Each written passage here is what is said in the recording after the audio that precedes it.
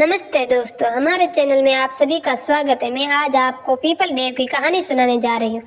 तो कहानी कुछ इस प्रकार है। अगर आपको अच्छी लगे तो लाइक शेयर सब्सक्राइब करें और हमें ज़्यादा से ज़्यादा सपोर्ट करें। एक गांव में एक ब्राह्मण और ब्राह्मणी रहते थे।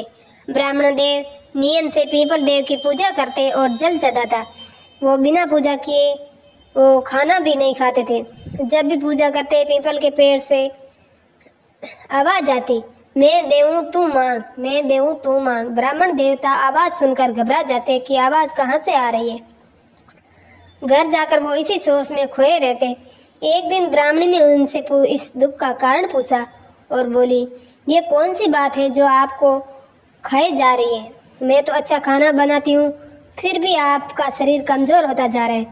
हमारे यहाँ कभी भी कोई कमी भी नहीं है, फिर आप उदास क्यों रहते हैं?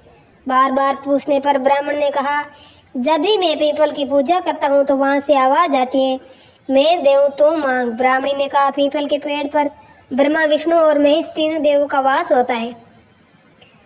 अगली बार जब पूजा करने जाओ तो आप अपनी मनोकामना उनसे कह दीजिए, जो चाहिए मांग लीजिए। ब्राह्मण ने कहा, क्या मांगू? ब्राह्मणी ने कहा, आप उनसे कहना, 16 साल की काया दे, 1000 साल की माया दे, पोते पोतियों का परिवार दे और सारा सुख दे। ब्राह्मण देव ने वही किया। जब दूसरे दिन वो पीपल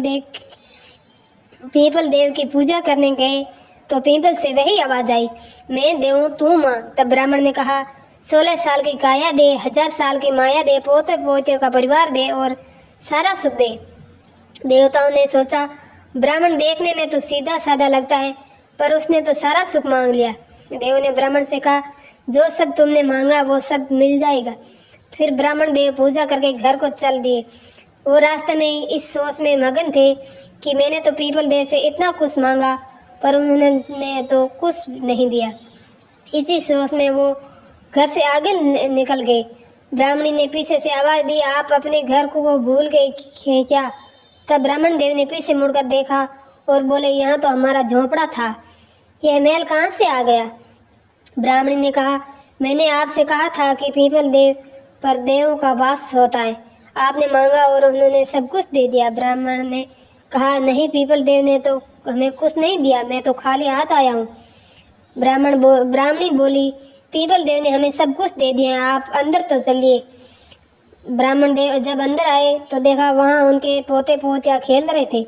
सारा घर धन से दौलत से भर गया। ब्राह्मण देव ने पीपल को प्रणाम किया और क्षमा मांगी और कहा, मैंने जो भी मांगा आपने उससे बढ़कर दिया। फिर ब्राह्मण ने पूरे परिवार में ढिंढोरा पिटवा दिया कि ज्येष्ठ मास में पीपल की पूजा अवश्य करें, क्योंकि यह मास विशेष महत्व रखता है।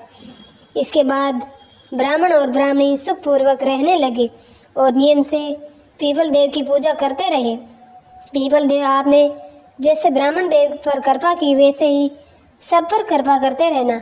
तो दोस्तों, आपको यह कहानी कैसी लगी कमेंट करके हमें ज़रूर बताएं। ऐसी और भी कहानियाँ सुनने के लिए हमारे चैनल को सब्सक्राइब करना ना भूलें। धन्यवाद।